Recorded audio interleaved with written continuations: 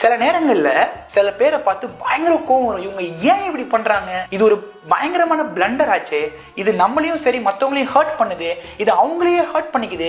ரொம்ப simple thing ஆச்சு. இது அவங்க பண்ணாம இருக்கலாமே அப்படின்னு சில நேரத்துல ரொம்ப ரொம்ப சில பேர் மேல கோவம் வரும். இது அவங்களுக்கு சொன்னாலும் அவங்களுக்கு புரியாது. ஸோ அவங்கள நம்ம ரொம்ப இவங்க பயங்கர கெட்டவங்க, இவங்க பயங்கர தப்பு பண்றாங்க, இவங்க கிட்ட நம்ம சேரவே கூடாது இவங்களை அப்படின்னு அவங்க மேல ஒரு வெஞ்சன்ஸும் அவங்க நம்மளுக்கு பண்ண ஹர்ட்ல திருப்பி அவங்களுக்கு இவங்க மேல கோவம் அப்படின்னு இருக்கலாம். ஆனா தனியா உட்காந்து டீப்பா யோசிச்சு பார்த்தோம்னா அவங்க அவ்வளோ கெட்டவங்க கிடையாது.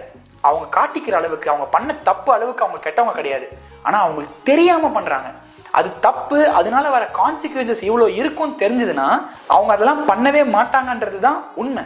ஆனா அந்த கான்சிக்வன்ஸ் பத்தி அவங்க யோசிக்கிறதும் இல்லை, யாராவது சொன்னாங்கன்னா அவங்க புரிஞ்சுக்கிறதும் இல்லை. அவங்களுக்கு தெரியாம தான் இதெல்லாம் அவங்க பண்றாங்க அப்படின்ற அந்த மனநிலை நமக்கு இருந்துச்சுன்னா கோவம் அவங்க மேல இல்லாம அவங்க பண்ண விஷயங்கள் மேல மட்டும் இருக்கும். வெஞ்சன்ஸ், அந்த ரிவெஞ்ச் எடுக்கணும்ன்ற அந்த எண்ணம்லாம் நம்மளை விட்டு போயிடும்.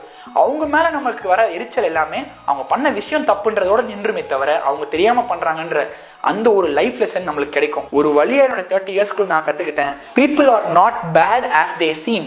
They don't know what they are doing.